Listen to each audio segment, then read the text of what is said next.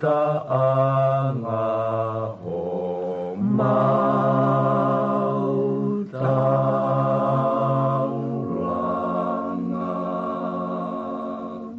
Halapai ni tu ka whakamatala,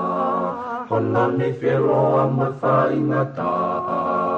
no noa tawa ke whai ana, me tatalo moe o tu hei lala. Halapai ni tu ka whakamatala, hona ni whiroa ma whaingata, no noa tawa ke whai ana, me tatalo moe o tu hei lala. E wisai, para whakapo, a maasi mohono fuloto, ka neongo, eneto, na maunga ki e tai pono, na e toko, e whanua, e tupo o hapai ki olunga, ke malui, me olunga, a tonga ni o whai o tupua. Utulai na o tu matanga, motakau no me ka whakautanga, matangi mari e ko maua whaanga, utukalonga luko e hake anga, utulai na o tu matanga, motakau no me ka whakautanga, matangi mari e ko maua whaanga, utukalonga luko e hake anga. He wisai, whakapo, a maasi mohono fuloto, ka neongo, eneto, na maunga ki e tai pono, na e toko, e whanua, e topau o hapai ki olunga, ke malui, me olunga, a tonga ni o whai o tupua,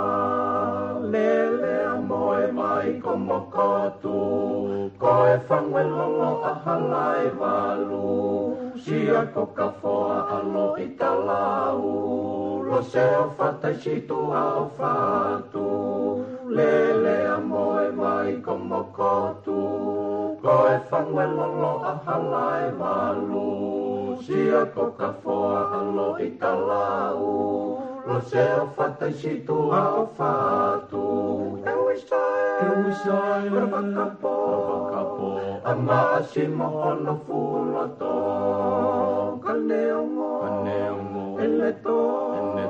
na maunga ki e tai pono,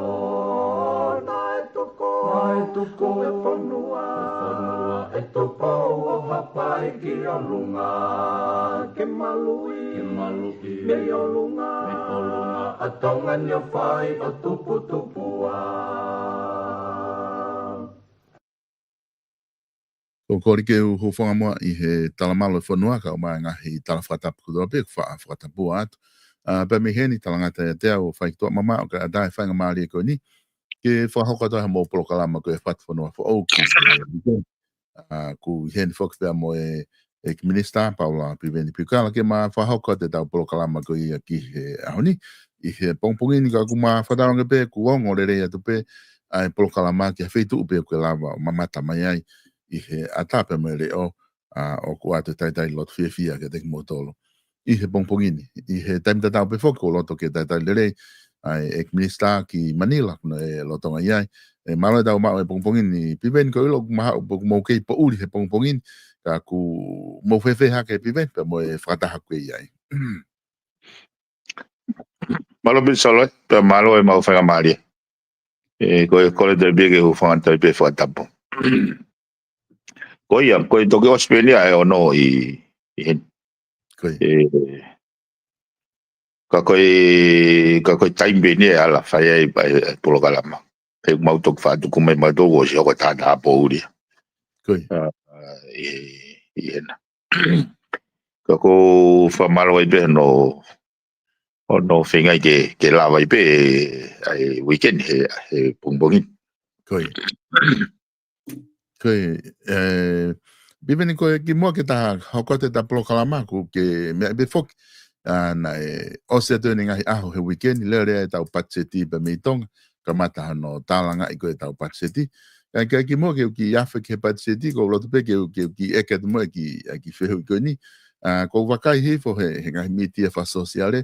oku te ai hingoa ta ku o fa hingoa ko ko Tokyo ka mea ko ga ye fuhanga mai no ko hingoa na hu me fe ia ko hai na ni hanga o mai hingoa ko ilo be fogawi hingoa ko to hitau pe ta ai be fogawi hingoa na ke fa hingoa agi ko fa mai ko to ta na me mo hingoa ta ka ko si o fo ko o be he fo ka ha mo o ai be na le be na hingoa ai mo na hingoa matai al mo nga hingoa o le ma ha u tu ato hitau ya takai ke si o ko hingoa o se to hitau ka takai ha ke to hitau ko hingoa ko ni ko hingoa me feia ko ye sol mo de la go me tau te ka be ko ya mari fo ke tau fa ga no ke coincidence e ko a go ne fa ko fi go o fa le ale ko mau he kapana mo ha fa do hai ai mau fe hua ki o pe fa le o ya ta ha pa ta o ko vela ta ya pa o ya ta e wa ta ta ko po ta u ka wa o ta do ta ta po fu ya ko mau e mana mau kabineti he to ble lulu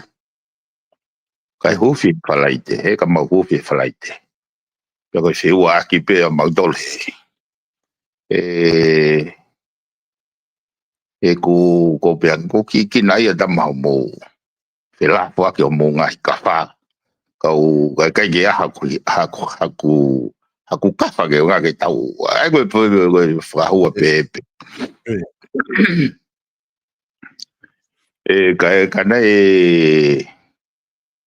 kana ia pe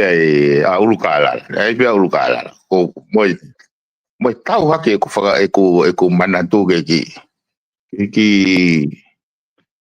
tamsi ko na ui ko na fa ha fi ko he pote plinisi he William Malina ko mau e hua ki be otang sai be ko au ya ko ulukala la be ke no mai hingoa ka me be klinisi ba pet ko Malina fok o ki tamau hi pe ya ulukala la ko hingoa fa tonga ko hingoa tu fa holo ya ke pe ko ki tamau hi pe ya ulukala la ko lau mali tamsi ko ni ko ena ni hanga o mai teknologia tohi mo lau tohi ki tonga ko pe ko ya ko ki tamsi ko ni ko ena ni hanga fa fetaula ki mai mama mo civilize we site ke tau civilize fa tonga ko tai mo nei fa fo ke Marina ki tohi o ange ke taha kau folau go ulukala la go ki mo tu poni go ki tonga iki ke ne hanga pas ka ke fo ke fa no a ko ya ke nga ke ne hanga o pas ke hava ka muri e tau mai ki tonga la ke ne o fa matala ko e tunga gut na ya e vaka go ne pota plinisi mo ki nau tol go na mo ui ko ta ko na ilo ulukala la ko tohi na ne fe kaure wa tama misinale ta ki ha o lawe tohi ko ha me e tohi pe ha e tama misinale ta ya ko ya o nga tama palangi ta o si foi ka pa de ne lawe e tohi e ka ko wi ga ki to ka Marina Pene hanga pe lawe me go e kaure le ipe Petai me ne toki o vale o gara ta wai me ko tohi. Pane fe kaure wa tamata. Hawa ngo tohi I mai anga ho kingoa, Good. Tengo nene tohi ai ko nene tohi ke ai spela ko FEENOW. Finau, Tui. Pane ui lewa tama palangi ta. Muri ta ki hawa ke o lau mai angi ai tohi ko nei tohi, Porque tengo nei fomentala ko ai ko ni hau po lau ke ai o siu ke tohi pa ni pet. Finau. Puke mai lewa ukalala ai lai pepa o frasio, O te kofe ni hoku matahin, kofe ni hoku vae, ni kofe go uinga o ku whakaukau whakatata ai ka koe ngā whakoi. Ka koe taimia koe nei ono raki Indonesia koe. Ai teknolosia ai tohi mai lau tohi. Nei lau i he ho iki a koe hanga whakaloa kau. Whakaloa kau he uhinga he koe taimia nei whakatahai au luka alara me ho iki koe wawau. Hanga marina ia o miniti. Hanga ia miniti. Ai koe mea koe nei whakatumtumu ai koe ai ho iki pa mai kakai. Toki hau hatahai he kau misinare kau papalangi o toki o lau miniti pe ne hangare vai a tarange ai ko tai mo fai se tarano aki ba ko lukala na ke taranga tuponi o ke pehe mo pehe ai pa o vale le wa kau e kilala hi ai mo kakai he ne kai ke i fakataha kau ne ilo me na ele a ke fakataha ka koe teknolosia e tohi mai lau tohi. Aia, el pako mau whakahua koe ko peat. Ki tamsi fo koe ni, na ni hanga whawhetau ki e mama e uesite e teknolosia koe ni. E koe nai uia e ulukala toki ukua mea. Ne mo tot me fo i whakahua koe au pe mai e ulukala. Ngana bea mo koe minister police. Ko a pongi ko ospe hufi tau whakanofo ai pe tau tolo higo. Ta mau te hua aki ai me. Ka ye. Kai fuke fuanga whatongai. Ai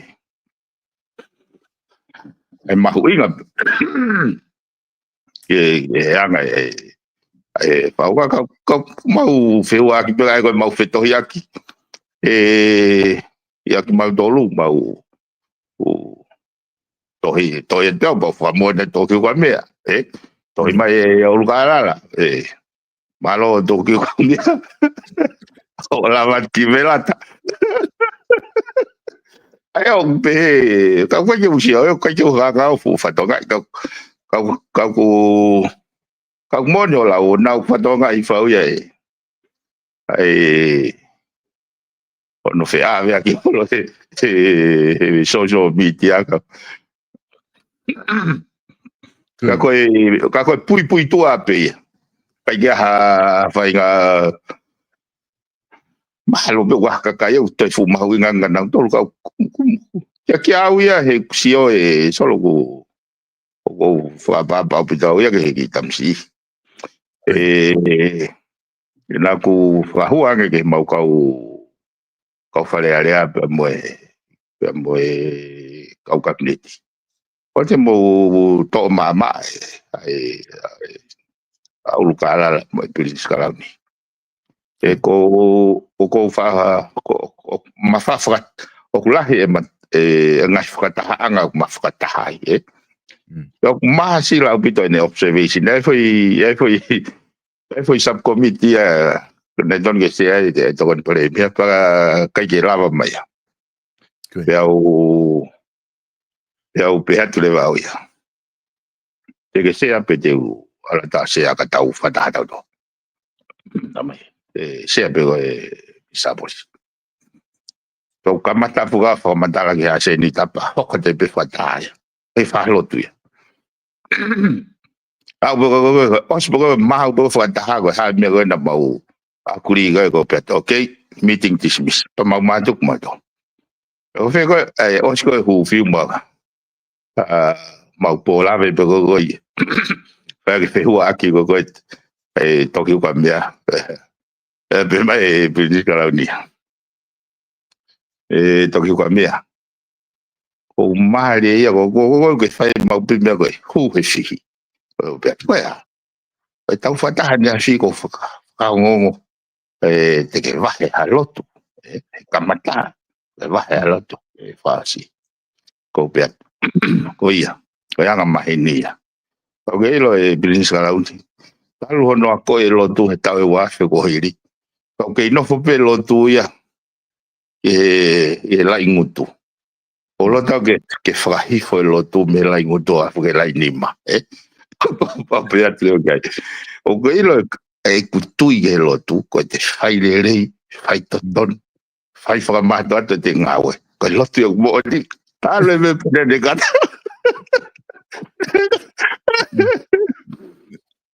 kaya ko kusio ko ke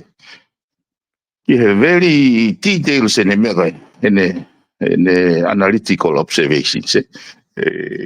ka mau ia hoia solo uhinga lere ke fa magatunga lere e kono mo ni ko au ko ke o te ka longo pe o me go ka kiau e kusio ko talo no malanga ipe o talio e ko si sukala isi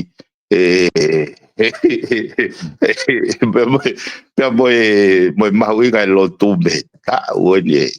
o afeto kana uhinga ke awe ko he kulawa aku ko uhinga ya ko ai fa foi stage ngawe ke kau palo vita hau no alo pe foki ka hau la mare banyoni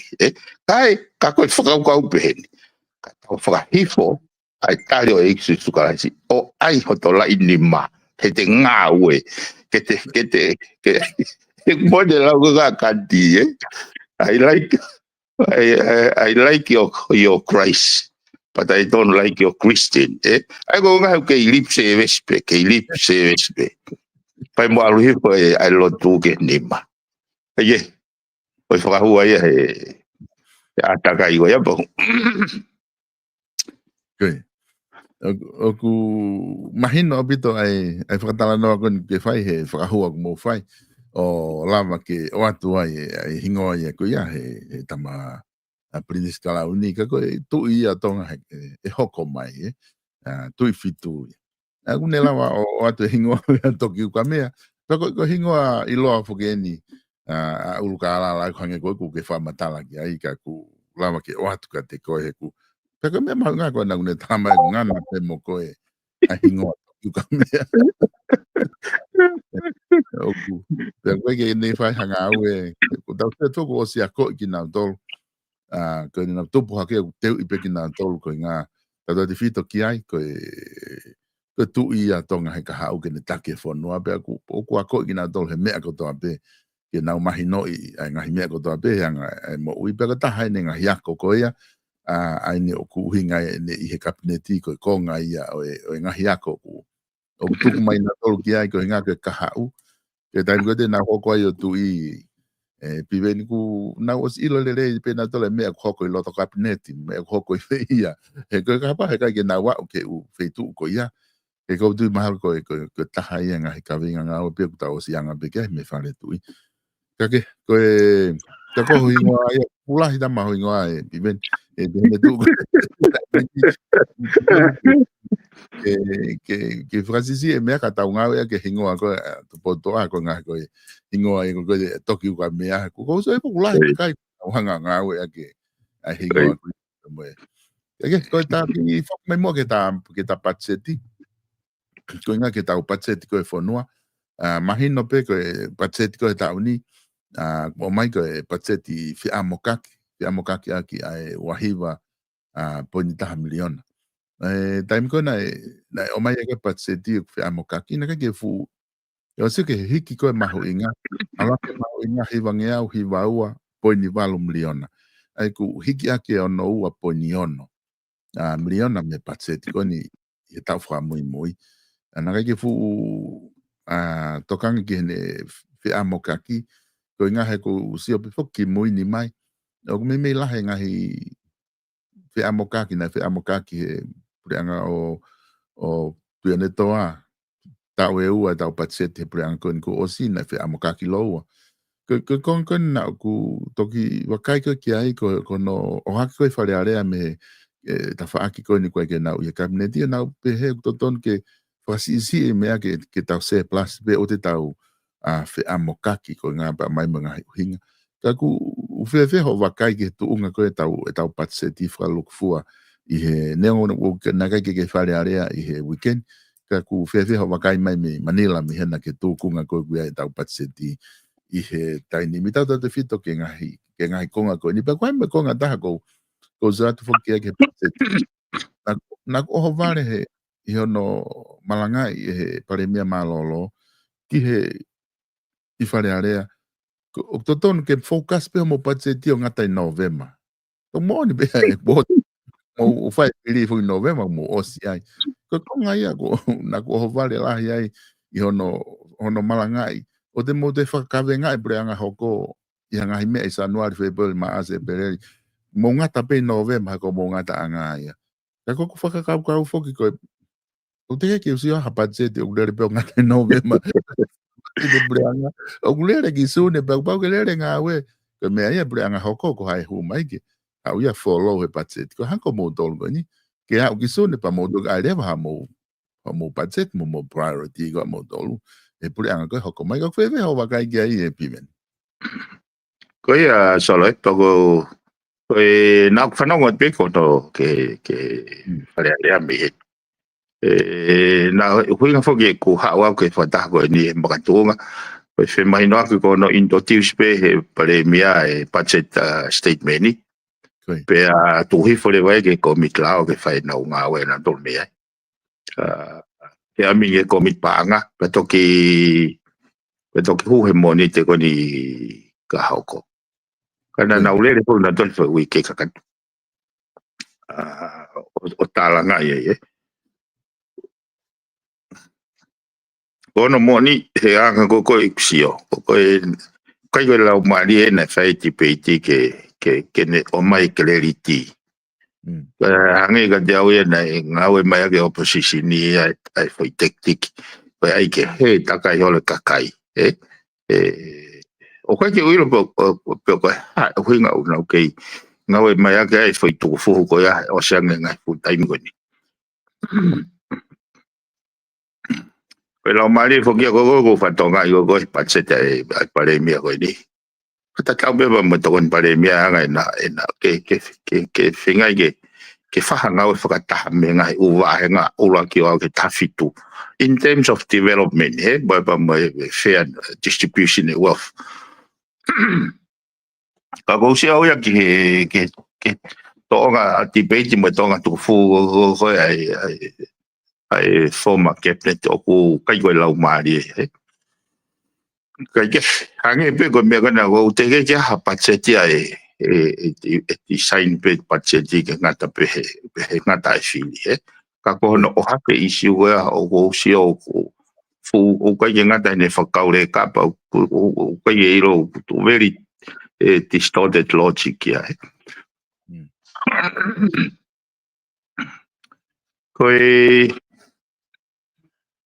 ko au foki na whakanga I pe me ko ai fonga patseti right from the beginning. Ko fonga patseti ko he patset ko ni tatau pe. Ka ko falala au pito ki he tataki ko ma he pare mia. Mo ngahi me na ne finge whatontono. He anga ai me ne na wanga piki me patset ko tau ko si. Taha me na ke malawa he pureanga ko ko osi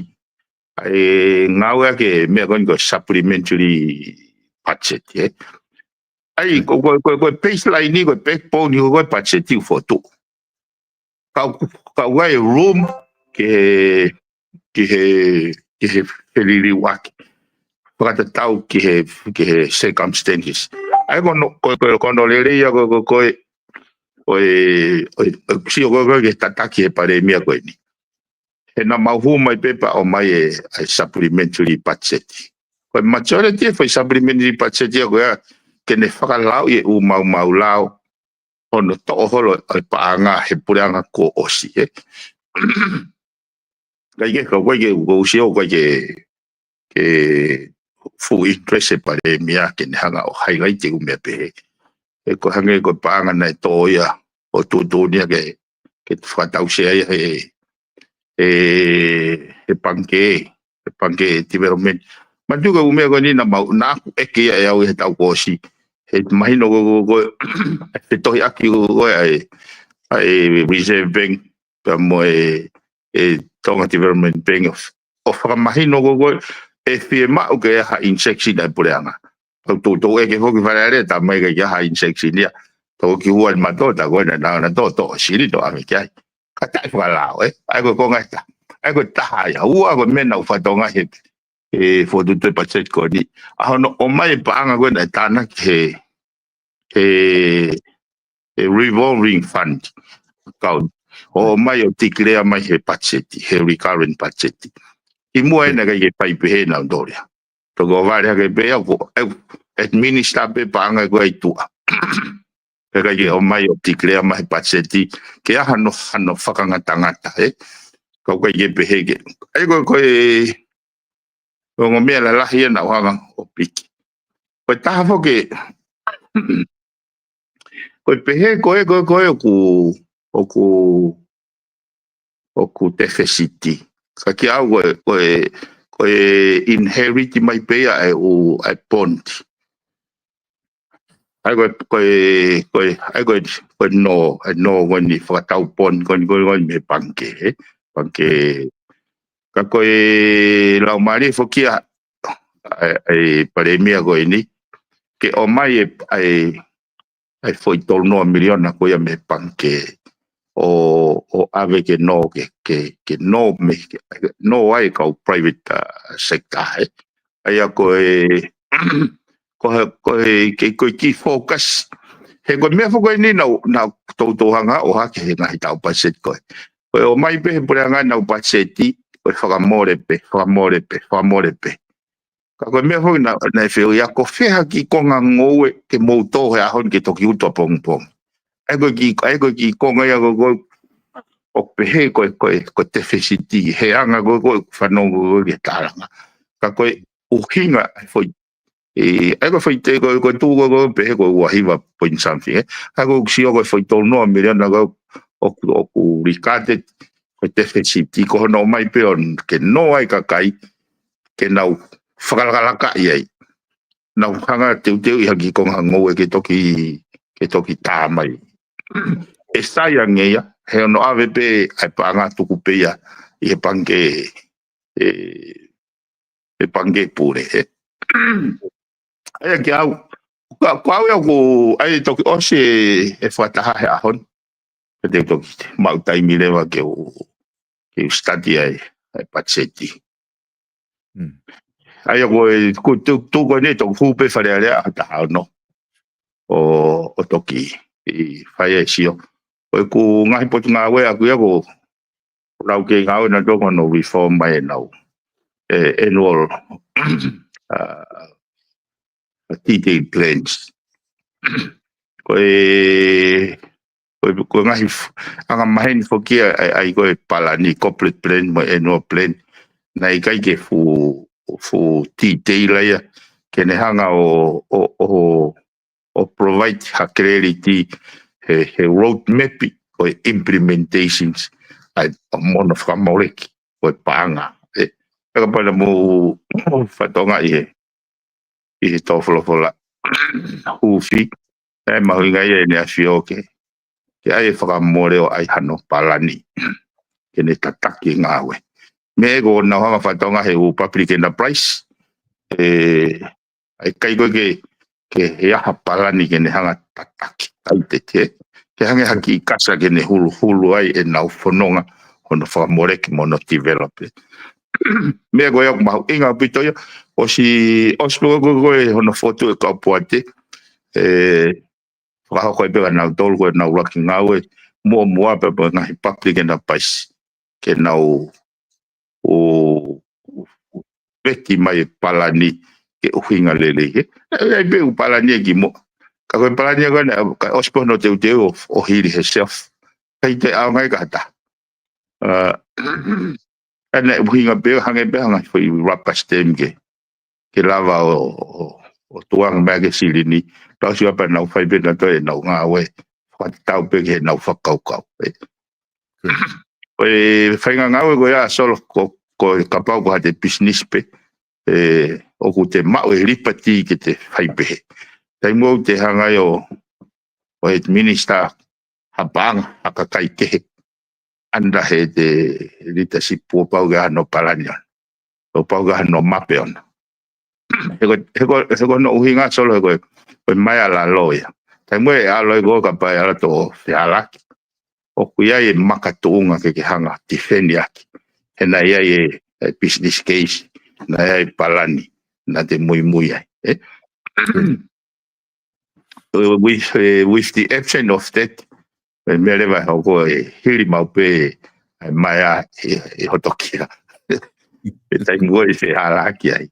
Kaya pare mai dai misai ai ka koe ko ngau whakapoto i papeke te ri ki mai la papeke ri ki insiua te ri na tu to haki matan koe anga whakauka koe ko nga whake mahu inga mahu weke kakai whanua he i he patseti ko tape ke ko nau tari ka pa hike patseti te nau noforewa o whakasio koe hae mea ku hiki e hiri mai ki he uma koe kakai ke lava mau ai e paanga koku whai e hiki ange koe ni ku na e walu hiva po ni 1 miliona ai paseti ko osi a hiki ene o hiva ngeau hiva ua po ni walu ai arewa ku nofore kakai o whakasio pe koe i he paseti ko ia o koe hae mea ku hike toku hau pe ku hike mahuinga koloa pe ko ha whahinga to e hawhi o ku mai ke tau te mga mea pehe ke naula batala ai kana i hoko koni ai mea koni whalearea na e whaifoko no eke ai te au a 4.5 miliona hiki koe paanga ngā ue koe pure anga paanga te au a 4.5 miliona e toki hanga he pare mea o ne hanga tari ai whehu i koe ia koe hiva 5.9 miliona ia i he paanga koe ia koe paanga pe hange ko hofo matala ko mea kana matala mai upanga pe na stufa halo e ke upange tu ana ke koe ki amai he estimate ki fare area ko 5.9 miliona ia ko paanga pe na ai pe ngai pure anga ki mua o ave ki he pange fala kala pe tu fa tu pe ia fare paanga po fe pe ko tu paanga pe o vai ko ta hiva po ni hiva miliona ko ki paanga pe ia ta na ki mai ke patseti ko tauni o ke lava tu fa halo ko ki nga o whakalakala ngai potu nga o pure nga me whangi mea pehe. Na ne whakaiki ki pei whare area ai ki 1 miliona atu ki he mission nai fisiko. A taha miliona ki whare rea ta mai mai hafua. Ai ko ki paanga pea o kulava o tānaki mai ko toi ngā ia ko upaanga ia i tō ko konga ko heu ia tō. Wai nai fulahi pehe ai o upaanga ko ni. Na kai peke o mai ha estimate ki whare area. Ke lava ke mo ke tariui mai ki whare area ke mo lava o whawhewhu ia tu ka pau whawhewhu ma kai tuwha halope ia e pure angai tua fitu po niona miliona tabe he peka pai toa tonu noa miliona koe po ni te e alholo rea whawhitu po niona miliona koe ia solo oku hei e ku amanaki lele au pito ki he tatake u whai pare mea oi ahoni uruaki ko experience ko ana he mala e ko no e panga e second sal panga o minister pa ka kuia e me o hanga fa to ka ngai o kune tali lele ai whakaukau fo o whakaukau fo o ke pau ke disclose me ka to pe o fata tau ke ko ni sutone kutahe wa ma ku fitwal ke o mai ka to be whare ko mawhai lahi taha tau pehe ko mawhai o ene afio na ne hanga tuange mahe wano hanga furu na ne tuange mahi whare area ka koe mahu inga e koi ke disclose ka to e umea ki whare area ka pau na ke hanga whatoka nga e ko haa ai whai i ho he mea koni he patset koe foromu ka mono tai o mai koi ki whare area ke tatau beba mo o ko piti ke sipoti ke no hause sipoti tai o mai whare area e mahu inga koi ke o mai ki whare ka ea whaano tari, o ku tari ko tari a he whonua, ka pau awe la o ia ke ne awhio ko ne ka kato ia foi process. Ka nau takai ake nau toru i tua whakaraki whai whakamorea. Pa toko mai rewa o mai ki whare. Ai koe foi anga motua, foi anga maheni motua. Ka kousio ke lau mari o pare mia koe ni. Oku very receptive ki changes, ke mea go alu ki he lele ia. Awai la piri te u tekniki koe u whaunga o kune tari rere. He kono mahu inga e koe ai kai koe ke te whakakaukau o whakafoi tui, whaka asenita. Ka te whakaukau whakalufua. Ai ko lawa tala he whotutu e pachet koe. He kono moni koe na aku fu hange ko lawa ne nai solo te kei ke hanga o pai foi cross analysis kone u sector pa mo pacheti mono allocate. Ka koe ko pehe ko kau ngahi mea ko o kutokanga ke kai pe to hiki ha mea he tu te mea. U mea ko au disclose ka to pe he source revenue go tana ki mai ke fai ki fa more. O kai ke ya u mea pehe ko hanga fatonga. Ko uhinga pe ai mahalo ko uhinga pe ai lahi ko ne pacheti kau ai pe foke ai mangahi mono whakakau ki ai langa whare alea fo mo langa ko ni ai hala whakawakawa me ko u paanga tona ko mea ko he paanga whakaloto whonua ko kia ha mea ia e pehe ke ase hano hiki ai whaunga tāna ki revenue whakaloto whonua. Iai mea na uhanga whatonga i fo he tālanga. Wai ume hiki o mga tūnga pia e toi mao popange ai tāna ki koe ai tukhau me customer me revenue. Ai o kai ha toi fee pe ka toi hiki he ngahi reiti. Ka kohono optimize pe o ngai processi ko te mao popange. Koe konga whake tahana ke ki whaausa ki beka ta ki hoko o whataha. Koe konga tahana na e whae tokanga ki ai he taim koe na o mai lalahi e koe patse di. Ono fo i tuku mai pehe ulaki aho. Ike ke whaha ki whakai ki whake koe fo i lau pe e minister ka koe pare mia e patse di. Koe langa ka development. Na e holo aki e ono ua miliona. I he patse ti koe tauni. Me he patse ti ko osi. Ai whake koe ulaki aho hane lau, hange ia asi koe ai mea, o kukaki aha, me he tau koe ni wafe wani maa ki sune koe wa e tau ka hau, hange o tuku hifo ai langa whakalaka, ai development he, hange koe direction ia whanonga i pureanga, pena kamata ke usi wakahifo o kamata ke tālanga e ni i he koe ha koe ke te langa whakalaka i ke te langa ha ufare, ma u mea behe, i hono to'o i whako whakasisi ana ua miliona. Kei toki hao koko ke taimi na e whai ai whehu i whakai kik, ana e whamatala e pare mia i whare area.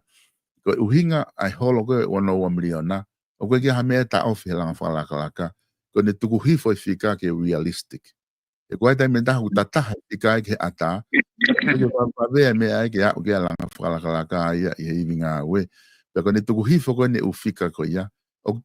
kei whai pe langa whakalaka me umea koe ia, ka kone toa no wa miliona, ko hange hapo i whika pe tu noa i ai, koe ke realistic e whika. Ia ne tāri kona e whai wale area, ka koe ai a mahalo, na e kamata ke whai ai tālanga, ko ngā he ulaki aho, ka koe ki mui mai ai na ni hanga o mai tāri ki he, ki ne toa koe no wa miliona, ko hange as whakawhia maari e pe,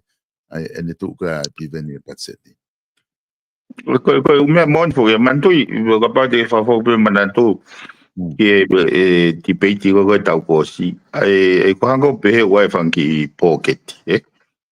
pea wahanga whako rewhea ko tu umai kulanga e whare whao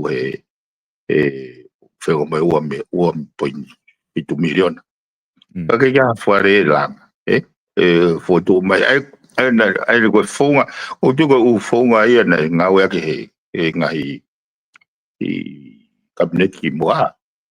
o ai go na fa o ia ko fa momo a tu ko le na fa ki fa momo ke na to ki ko tu ko ngai ko hanga pare me ko ni o fa ma pop na ko hanga ko o straw pe teni ko uta o mai ko ki moa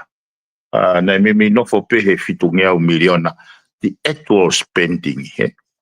na wiki fo ke na tolo va o valunga o hive hiva tau kosi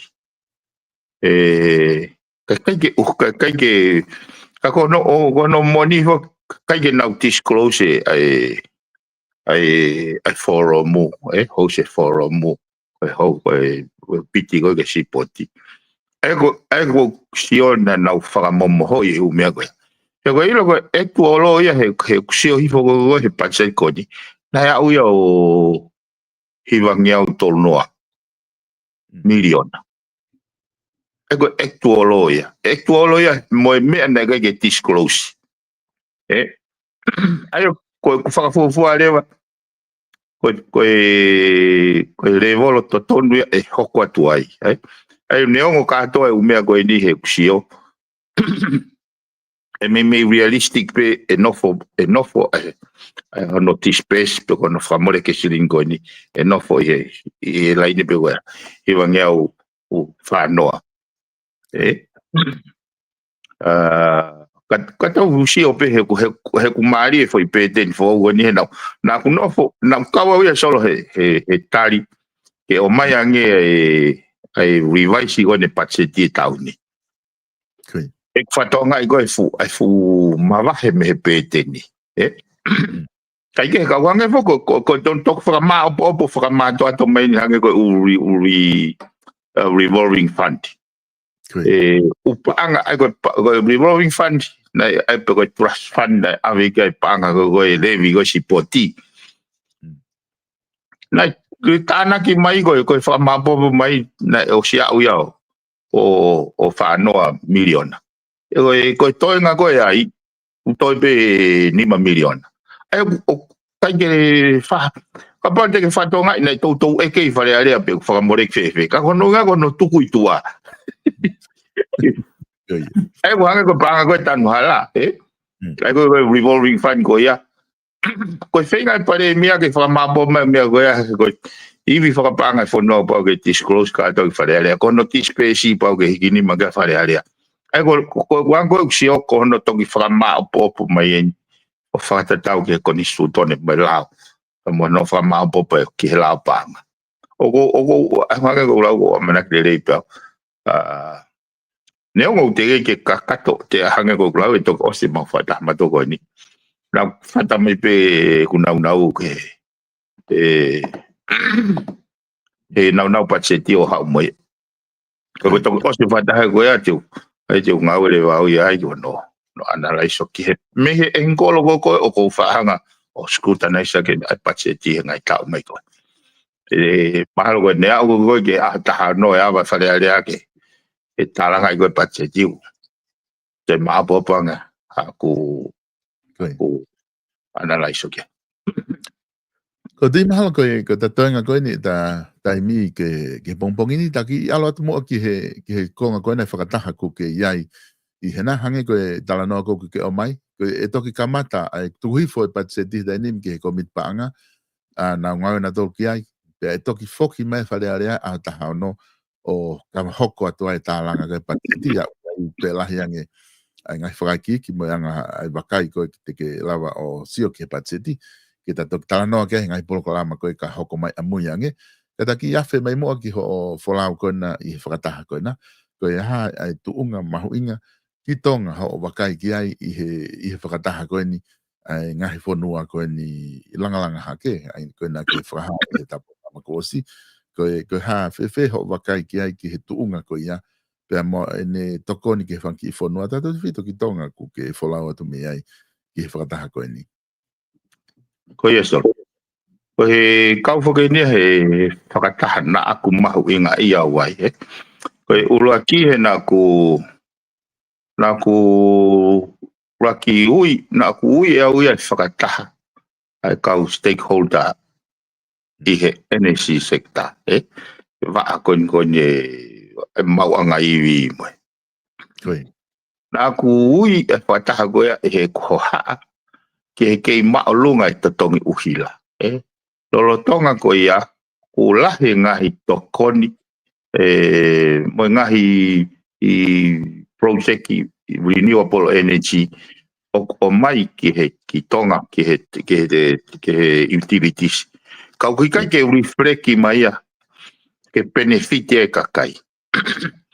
pena ko de porque osko kuina ko ha upito he kai ke aha fahinga clarity road map o fononga e sector agoni tuku ke hangi na ufilala ve mo ngai sector ke he ka ko foi sector porque ne energy sector na ku ho upito he mahino ku ka ke ta haya take ownership ke ne liti a no reform be foi sector agoni he ko ulo aki pesol ko nga ko availability of new technology mo ngai new dimensions of thinking ngai i ausia fo o i malai ko ni he lai hono u dimensions ke toka ngai kina pena lava ui ke taha o si ko ai mau ono ui ko ne mea ko ni mo ko ha mo whakarea mai si o ko ne whakataha mai ki heni ki whaafea ETP i he energy sector. O tai ngoi na ulau i whai ki pepa gona mai a pauta. Lava e lava ki ukau ki whataha koia. Ai koe kuhinga ni e process koe ni. Koe nomolo ia koe whataha koe ni o me mei koe u revolva teknikare. Ka nau le whau te nau tole foi component mahu inga ta. Component mahu inga ta ka te au koe reo koe consumer i he taimu nau ta no e umea koe ni. Ki au ko hanga o wharea i ko au e consumer. He kono uhinga he koe ngai service koe ni. Oku directly, oku vertical service line ia ki he kakai, ke kau consumer. Koe ngai tunga ko mau iai, koe tunga e o fotu mandol kia he kau consumer. Aia, I will advocate. Ka koe mea lahi koe na aku tokanga au gai, system architects o foi sekta agoi. Peko ia, peko hinga e na u hawa he whataha koe ni. Na ospe ahaua, ko si mau e au ia foi framework a go ke hono whakalerei ai sector a koe ni i tonga. Ka ko mare ia solo he mea koe ni, ko manatui le rei pe kulaki. E ku raki hua tu, hu mai gogo ke kapneti, ko isiu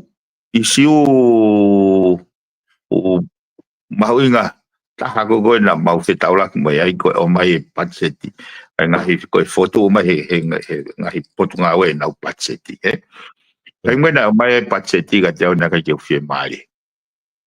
Na whehu i au ia palani. Kene hanga whetaulaki ai patseti go o mai ke palani ngā oe. Nā ku vei ua, ka tahano pe mea ni, nā ku vei ua, pe te kei mea koe ni he lotonga foi a takai wha politikare mo e teo e whiri, pe te kei he taimini pe e tari ke ose whiri. Hange ai ko whainga tile mai a koe. Pe mo e foi whaafe mai koe ke alu koe ki he whataha koe Hong Kongo. Ka koe issue ne tala no ai koe i ai koe tala no ai koe digital intelligence and artificial intelligence. Hanga he foi whataha koe o whakamau hokuloto ke whai e pe reform mo ki mani ngai palani. He kono hinga hei kai pe toi lava ai whonua whakalakalaka ka pau hei kai ke raki ngā we e palani ke ne tok taki whakamore ke pachet Kage o foket ko ya o whaiwhangi presentation ke he whaia mo e policy pa mo e public enterprise mo ko whakahongo pe e whainga ataka I whaka politika repe ana ko vale au pito ke hono ki he very receptive au pito ngahi potunga o e o kumahino kana tol pagona e ki update I meeting pa mo e corporate division e kau polisi ke nau hanga ngeo o pautok hau ai go prelulu e pautok folau mai to prelo na o vale au pito ki hono ki he veke e kau ngā ue e neongo tuai e nau ngā ue ki ai kau nau ilo hono uhinga tuai ai he nau whakatala noa mai nau osilawa na tō sio ki he benefiti koe foi exercise pego no whakamahapopo au tege nau device nau tole palani koe foi whakamahapopo pego koe e nau resources e nau assets in itself u nau osilawa sio ki he lelei koe whotutu koe pa nau mafa nau pito koe hau koe ni koe nau ku o hau pito ke tunga koe ni koe energy sector koe hau koe ni koe spehurak foi aho pe ua o si clear ka au ia mape folau ge kako maria pe ko incidental o mea ko ni so he hanga he foi folau ko ni o ne hanga o solidify for malohi ai mea na ku tui o toton ke reform mo fralele kai lava ke sio ka kai ki he benefit o ngahi new technology by advancement ko kau e mea ni tokoni ka au he ku hanga o whehu ia me he utility e ngahi information mo e ATP hen se kau aki pa mo e lahi ai whakamore ki he u renewable energy project me he tauna partner ke kau e pe mo private company solo ko kau ene me ko vale to koni au pito ke ko e ka toa ka pa te pohanga o whatonga talu me he kamata ko hono ai ko renewable energy me ua no hong full o sia u ka toa ai whakamore ki ngahi renewable energy technology ko ni o au uangi au kahiwa miliona. Iet, ko foi palmare manchol, iet te kei ke experience ya e kakai tatongi uhila. Ai benefit foi ngai foi investment ko ya. Ngai new transition ko ya. Tuku ke ko kau ene tuku ke funky ot motu ya sol. Nau feitu nei kai ya uhila ka ko atu he sola o tuku ke ya. Tara no au ia ngai mainstream main power supply ai ko mena uhinga I ko haki ai ko uraki ko ke mamafa uhila ua ko fulahi whakamore he sector ko ia ai ko tokoni au pito ini au ku kau au ia au whatahau pa mo heti ko va activation energy sector ATP ko tapo ke ngai me na hanga fatonga ko vai anga ko nyo ku fihia tonga vai anga ko fihia ka to pe ufono Pacific ai ko braka hona hanga he ngai fono ko Pacific o presene na country report ke pe ai ko ke na fe ako aki na ko fare au pito similar situation similar scenario pa mo tonga ai ko ngai fono ni na usete na targeti ke pesete fit noa by 2030 ai source mau anga uhila o ku ngahi me renewable ko na whakamatala ai ko ua noa ua ni mai to o ke pesete pe fa pesete te valo ko tau tolu ko eu tau se au pese te wano po pese pe taval ka koe poini mo solo to ton ke hanga fo ke renewable energy o take up o konga ai portion o uhila o ku senerita ke ai lolo to ton ke reflect ia he pricey on to mama ai ko ka so ke ko no mari ko concession contract ko tariff ko ai electricity commissions ale pa electricity commission pa mo TPA la o ku tiwi ki he atolno ko o sune ai o ko me ko ni ko incidental ka ku lava si ai ke invisible hand I don't know ai to ni ko ke tau fraton ton he ka pa ke fa me ai ke me ko ni if no one paying any particular attention ke foi sector agora pare magoni o tau fe kuki me ai e te tau pass on to the next generations ko talu pe ku mo ta fu ko tau ko osia ai ko ai subcommittee fale area ke now looking to ke high cost electricity pe mo mate pe ko fe ko o mai tali me utilities to TPA la ko uhinga mate he ko majority ngai generator o ku o vai ta ua no ta ua nima ko me ga na ki ho ha ki ai uhinga ta to go vare pe ta fa ki he holisi fe kasa ya na ngawe aki fe palani ke na hanga anticipate monitor ngahi infrastructures ko ni mo asset ko ni I ha time fe palani time na whakau e he pehe ni ka pa te tau aha generator for te tau hanga rewa anticipate ko ta ni ma ta wanoa to ta wanima in a lifetime o tau put aside lewa haki konga o revenue ne generator ke tari ake time fetongi whainga mea pe solo ko taima na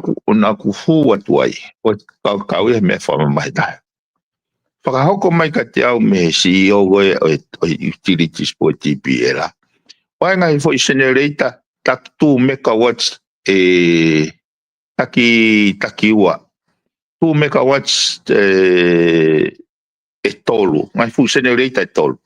ko tokoni ma aceleria ka koe mau ka ja whare ke whakotu uai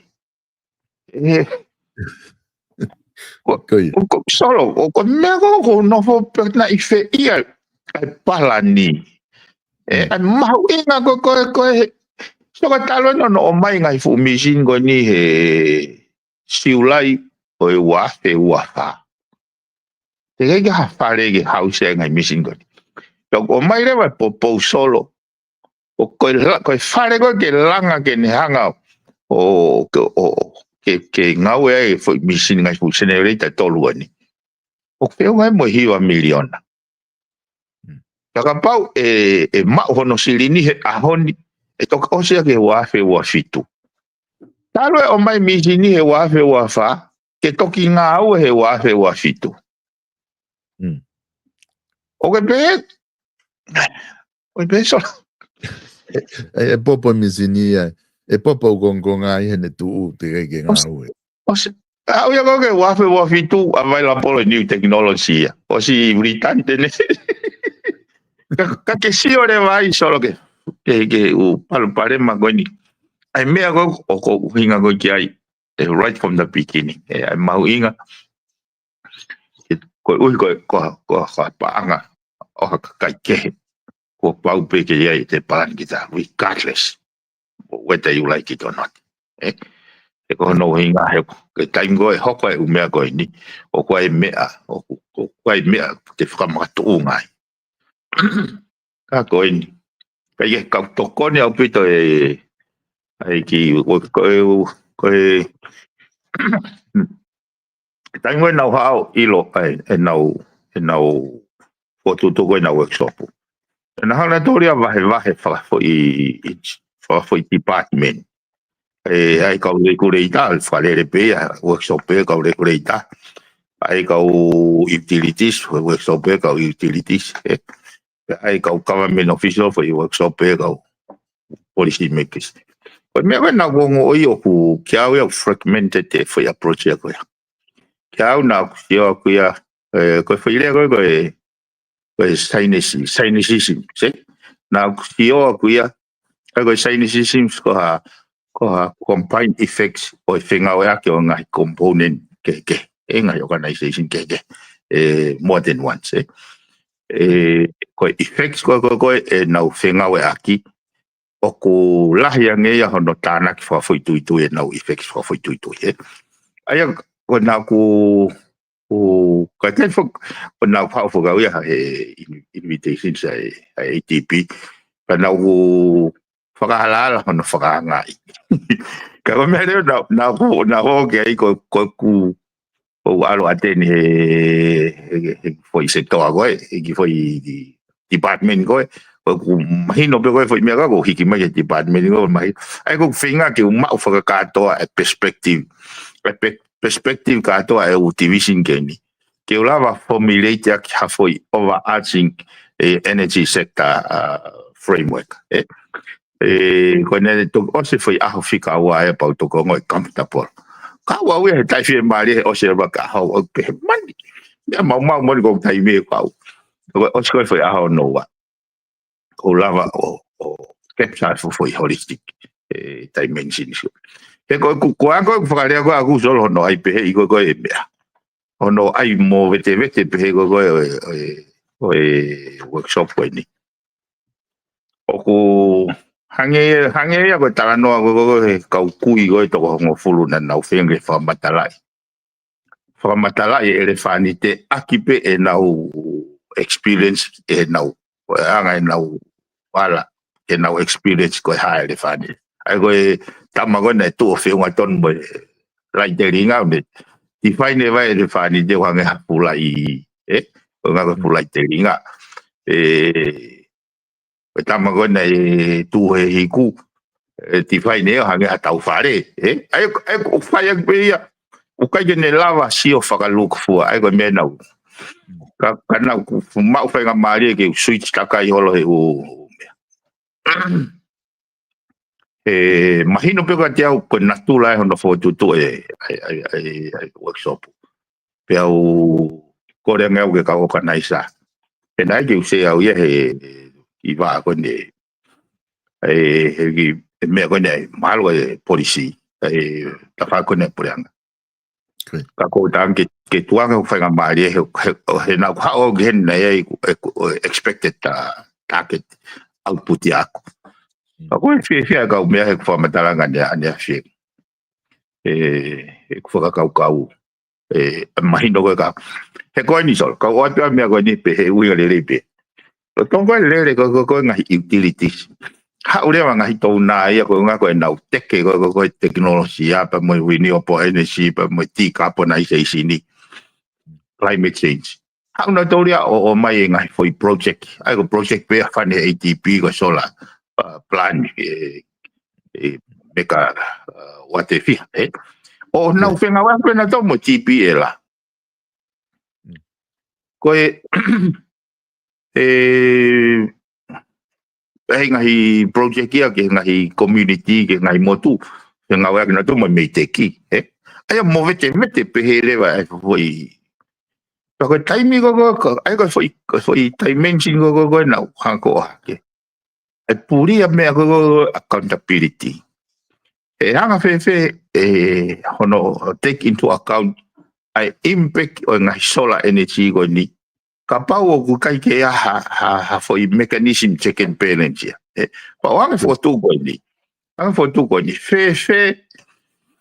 ke no fotape utility i hono function ke reliable na mawanga uhila ai go na ke ngau generator lolo fuel generator reliable na distribution network ai go ake go ngai line reliable when now consumption and billing system ai go he mika Ako na foi ko pangsinia. O toi to o mai to tongi uhila ai kakai ke o mai o testes aki ai solar energy.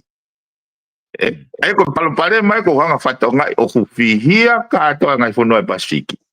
Hanga na tolo fokotu he ngai utility ko ni fokotu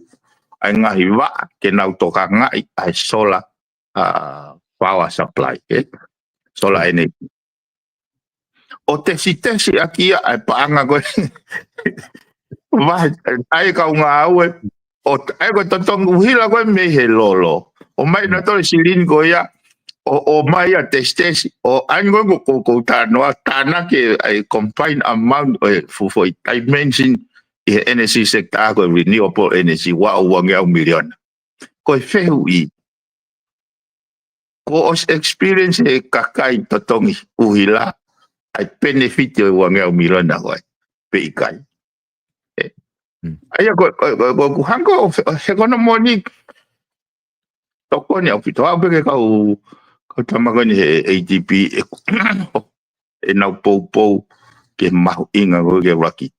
ke ya foi power development plan pe device ai framework ke lava fetari uyaki so I go na foto ben fe ka pa o te moto o mai ai to na directly ke utility moha moto nga we under energy sector pe regulator o moha moto foto pe centralized skill set ia ha moto foto nga renewable energy he foi dimension ke he ya ka ba nga we kia ko nga climate change ko ha environmental o funding mo me ga ya ka pa te mo to foto pa mo to saidi to saini leva ha PPA pa mo utilities ka pe po ko tona pe ko private funding pe ko company ka investor ko pau ke mo saini mo tolu ya PPA ka lava ke taliu e utilities e kakai fonua he ka pau o atuia o atuia na ngau e aki pa tau pe una hanga fasisi ai o na hanga fasisi ai whakamore he lolo pau na corrupt na tolu hana toria o fake mai fika ka na pocket na to silisi so ka ke rama leva ke tahon to establish foi ata kitu ako ya o fe ko fata ta no de mau inga ke put in place ngai framework te ne lava o encourage or cultivate the accountability pe mo ata kitu o kultu ko hina ko mau inga ko ke tau think different e no a new approach ka to solo ngai pono e Pasifiki ia kato he mea ko tano ke na amana ki au te ulava he kwau ki ula whanau ai ko mea ko na pe o se raka au na tai fi maria bit he ko presentation me ngai fono kato now staka he mea kato ka na utara no pe na to he ngai mea fa component ka ke na utara no mai ki mea fa system ai wange ko fa lave ko no fo pe tamai ko me kaporeita tamai kaporeita ko ni ko ma la ya no fo mai tamai ko me ne fu puawila mai ko puawila ka te yo mai kaporeita ka ka ko na fa tongai o fi mau ke na fenga we aki ka lava ke ne hanga move via golf from one stage to the next ai ko ngai tokoni ni po hanga gifoi workshop ko ni o whakama o kuloto ke o to tatau e no e taimi ke whai reform po ni energy sector Maria bida mahina bida matala ke whai ko mahu inga Maria ia tau sia foki murini he ngai ko ni neango ke tau lava whakatatau ki tonga ko nau unu ke ngahi me whakateknolosia ko ngawe ake vai tafe ke ma wai maunga uhila ko tu ma ko sia pe ki tonga pe ka ba hanga ko ni o ma mau ini ti uhila ma nge ia i tonga ki he time ke whale rewe. Ko te ala ki Amerika, o ku tai fu maa ange nau tolu, he ku ka whakaulo be a pia e nau uhila kato he nau ai tua, ma uhila tua e nau whare lere pe ia aha pe ka aho ngalo i tamate, ka fu palopare mai ka nau tolu ia, ko ngā ko uniti ko nau ngā, ki tau ki tatari whakatonga, pero fe time te tau, e lava ai whainga teknolosia ko nuki tānoa ki ai kene to o ato ai fu pesete ni manoa, pe fiha ka lava ke aluhifa tau uhila ki lalo ini tio o au lalo, ko tau tui pe reform ko na te mo whahoko, e ko ne ospe me ai i suni hangi ko whamatala, e ko tui e lava e reform ko ia, kene te o mai ha new approach ma tokoni ke tau uhila, ka ko ngā ka tā taimi ke whama opo mai beka pau ku waha mea ai te ke loto ke whama opo mai ai ka tato ki hoko te wika. Ko insol, ko whamaro de be mai whamari. Na e whoki whoki ata pongpong. Koi. Ke whoki tonga. I he whakaukau e kamata e wharearea he monite. Koi. Ko e mahino mai goni o ku toki awa ke ataha no. O to e kore ke ririu tiki te ke toki ke whoki ke toki whoki pure lulu kau. O ki mau taimi ba mo tare kita ko ne original ai tambri ho jo o to fok mai e sapate e ko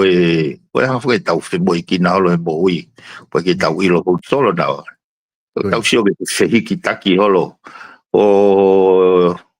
no pere ko na la si que na mauto ki AGM be ali fe pueri na ko vale un pito ku ano ha ko hiki tu ko hanga e tau moi u tau ko ia te toki mawa hau me ne apure lulu solo ma o pe ki tonga ho to bre lulu ke te e ala me patse te ya ta no ga no sai be na fa wa mo ki na ko ne patse ti ki tai mo ni ke te o te pe ka yo fa ma fo te pe mo fa mata te fu toki a toki wa me a ka go ofa sol ai ni ka toki o fa breakfast ka o ke a fa sen fata koi malo pito ofa tu ke koi toki hoko te da programa i he wike kau also ofa kainga ku mau fa malo atu he i he lava rei ko e tau programa ke honi pe mo ona po Paulo piven pika pe ku i ko ona po toki ka mea i he hingoa ia kune ngawe aki i he nau hingoa whaka loth whare nau tolu kuna ngawe aki i he kabineti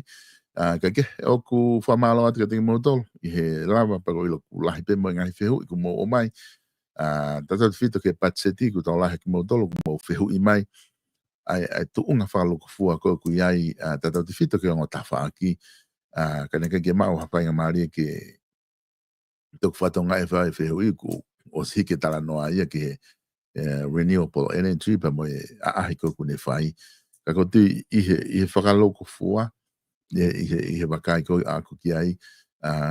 I think o ku whahoko e kau whafonga ka kai ko mo kau no pere o ku kai ke na he kabineti na whahoko le reo na whatongia ke wakai ki me a ko toa pe i he patseti o tataki mai pare mea malolo. Peko ti e sai ngai ma e tau mahino i he taim ko na ke me a ko toa pe ke lava ke whahana tala noa na whanga o sivi peko ti ko whatongia ko ange e tu i he ne whato wholofola ki nau tori wharearea ke nau sivi me a ko toa pe i wharearea. Pea o whahako hange koe na matala noa ke he patseti o getui o ku whahokolere e he pare mia pa me stapaanga hono whatongia ona hono whamatala i mai ke mahino wai o kua oai patseti ki he amount ko ia pea moe uhinga koe ngai whakaiki ko ia e toki maa hawhainga maari e toki lava tohi hifo i he ngahi haki artikol po hawhainga mea behe ke o atua e ufika ke mo lau wai pe mga whamatala ka koe sai taha ke mo foki ke ngahi tālanga ko ia tuku mai e he tau fito ke Broadcom FM wal fit ni ma o ku tuange mai ai talanga ko fale area o whanongo ai ko titi ke mau ai ngai whakamatala mahi no hanga tonu pe me fale area e toki hoko atu ai fale area a taha no hange koe kua mai e minister ko e whamalola he toinia ka teki mo tolu o ku tau ka sponsor mo tolu ko toa pek mo tokoni i ona sponsor e tau ngai polokala ma whamalola he teki mo tolu i e tokoni ko toa pek mo whai lava ke tau ke kenu pe tau polokala mai o lele pe i he tunga koe ni pe whang mai whamalola ke ek minister i he tuku hono taimi ka lava ke lava whai whakatala noa ki ai i he wike kotoa pe o ku kai koha mea CCN ko i ngā puke ku te lahi ange whi moe ki nā ka i he no tuku koe hono au taimi ka lava ke whai whakatala noa ki ai o ko tui koe mea lahi eni i he ki he tiki tau tolu pe mo tolu koe mo mui mahe polo kalama ko ke i lava mau ai taimi ko ia o e eki minister ke lava o whai whakatala noa ka kau he whakafofonga whakatonga tap fitu o ku e meni kuna mau eke mai o wai koe ke whaafei mai ai ni me whare area ke lava whaafatala noa ka nau tolu tato te fito ki nau tolu na nau i kai ke nau i he kabineti ke mai nau viu o ku whai pe whenga ke ngā ke mauani i ke nau lava mai ko palapalema i he ni ko taimi ko ngā he ku o ku si lahi apita ngā ngā ke he kulama ke whai ka whai pe whenga ke kore ke ngā ko pau ke whai ngā maari e taha ko ia ke hau pe ko pau ke whai ngā maari e pa mo tafa ako na aku pea mo kumi ha mau sponsor ke lava o ngā wea ke ngai polo kalama pe ko iai ku whai pe whenga o pe te mo whiu he tari ko tui pe iai pe whai ngā maari e lava o whakakato ai ngai polo kalama ko ia ke lava whaafei mahani o ku ikai ke nau i he ko koe ke fuho haa ki ai mo mana tu fuka tau whiri eni ko tui ko ne o si fuka tau patseti ko me taha ko toa i whare area te nau e ka whafonga kakai te nau whamatoa tole vai nau hanga ke nau te whiri ke nau campaign ko tui ko utaimia e lava ki tau toki mao ai ki nau tolu o whahawhei mai ke nau polokala mātu ko ngā ka mō whanongo. Pate la pia e ke ka nau tole ngahi isiu ke o ke iau peke patseti ngahi mea pehe. Ka ke. Au ku whamalo foki ki kautaha ko ia ai South Pacific Loans ki a Stalik Tupo pe mo e kautaha. I he tokoni ko toa pe o ku mō whai ki hano sponsor ko ia o e Vipon Media. Whamalo lahi atu ki a tiki motolo Stalik. Ki he ngai fia mau no ko toa pe te ke lava pe o fitu taki ki he noa valungi au valu hiva valu ki kautaha noa ko i a South Pacific Loans ai kautaha le rei taha oku nau toko ni iho tau kainga tonga mo tau kainga ko i a me he Pasifiki ai au tu i manukau he whika ua o Cavendish Drive fitu taki pe ki ai noa valungi au valu